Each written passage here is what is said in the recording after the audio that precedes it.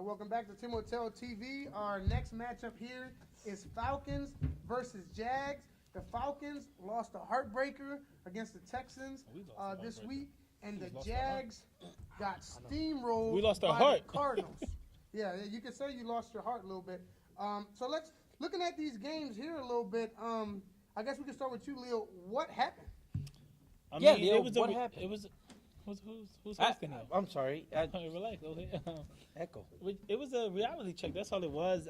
You can't go into any game underestimating any teams. And I've been trying to tell the league since the beginning, the Jaguars is not as good as everyone kept predicting them to be.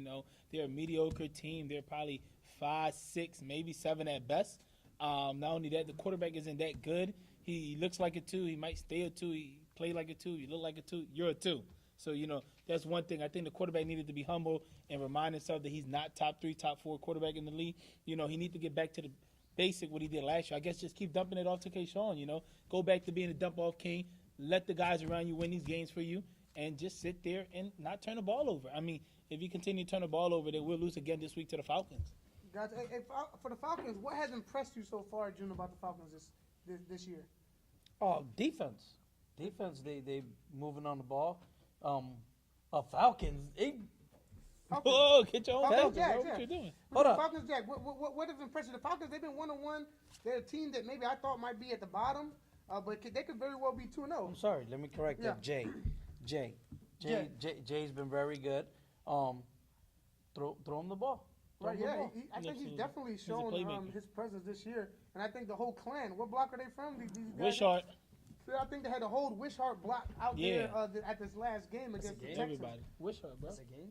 Slide through there. You're going to find out. Yeah, I don't know, but I know they definitely have a good chemistry going around. I guess, hey, Jay, I'm looking at the Jaguars here. How would you attack them if you were the Falcons?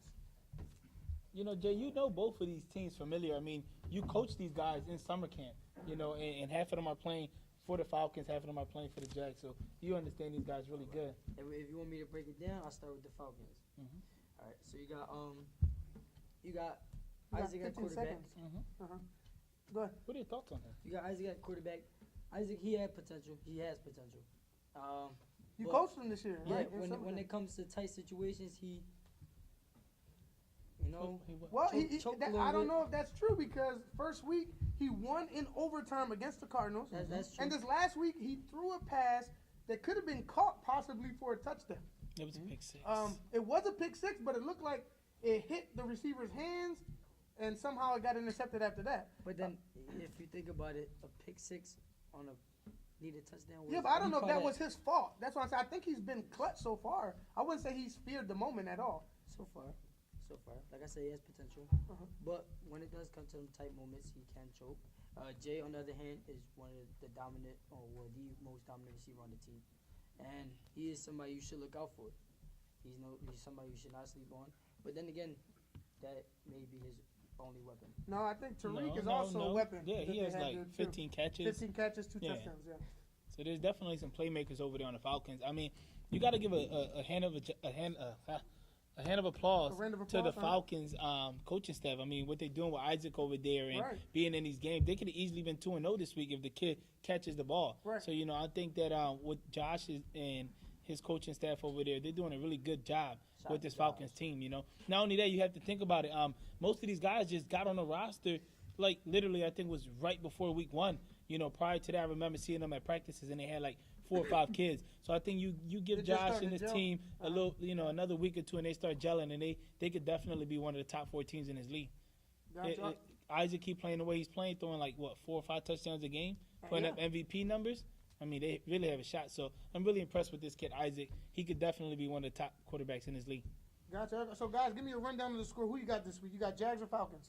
Can I speak about Oh, sure. Jags real go quick? ahead. Yeah, I'm sorry. Yeah, I didn't speak about skip Jags me. either. I'm sorry. Yeah. I think. So what's going on with the Jags? Yeah. I think Eric needs to humble himself. Absolutely. He talks like a 1. He has the potential to be a 1. His decision making is like a 4. He needs to get the ball to Noah instead of his brother Carlos. He's always looking for his little brother. I don't know why they come together. Carlos. Carlos Little older than Carlos. Eric. but go ahead. Oh, Carlos. That's Little, good. yeah, Carlos. Little, Yeah, but I mean, it comes down to the coaches too. I think if You think they took the Cardinals lightly? yeah, I think especially Leo. You know, he's always Isn't that he what has said? that kid on his hip. Isn't that what he told us? Nah, he didn't tell us that. He told us about this week, not last week. Oh. But What did yeah, he tell you about this week? that he was taking the Falcons lightly, that he was gonna run through 'em. But back to You did bring a good Eric. point about Noah not getting the ball. Noah hasn't got the ball a lot so far this year. I don't know if something is kind of. Besides, he's probably one of the best players in the league right now. Underrated. He's top five, at least. Player in the For league? me, Noah's top five. Top 5 players not on your team? No, top five player in the whole league. Oh, gotcha. The whole league. Uh-huh. And I just think Eric has his favorites. You know how to just- get the ball to your playmakers. Or to your Yeah, favorite yeah, my player. son. Yeah. No, what I'm saying, 16 yeah. times. Yeah, no, but you gotta get the ball to your playmakers. All day, baby. I got you. Kayshawn, but Leo brought up a good point about Kayshawn too. He hasn't really touched the ball a lot this year either. I mean, and you got to look at that. If you look at who your playmakers are, they're not the one getting the ball. Right. And if you look at last year, they were the ones getting the ball, making plays, and winning these games. I think, like June was said, Eric is talking like a 1, but his decision making is a 4, and he keep thinking that he is a 1, and he keep turning the ball over. I mean, he needs to He's stop a one. that. He's got the arm. He's got the ability. He Potential. even says that he's shifty.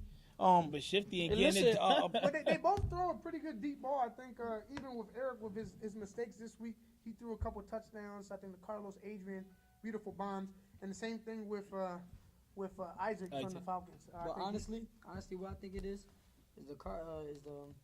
the summer camp is haunting him. Both of them. Eric. Yeah. The summer camp is haunting him. So what's your score, Jay? Who you got in this game? This game, I gotta go with the dominant team. I got the Jags winning 28-16. 28-16. What do you got, Leo? I wouldn't say dominant. I mean, we did not look dominant at all last week. If you look at dominant, the Falcons have been looking sort of dominant these past 2 weeks. But I'm going to say we win this game 27-20. I don't want to put it on the extra point because we seem to be like 0 for 8 on extra points this year. Wow. And what do you got? What do you got, Jim? I go with, you know what? I think they bounce back. I go with Jags. With the potential of having 10 interceptions in by the third game. Eric, I go 10 interceptions for Eric, 21-18. 21-18. And Jags. this game here, I got I'm going to go with the underdogs. I'm going to go with the Falcons.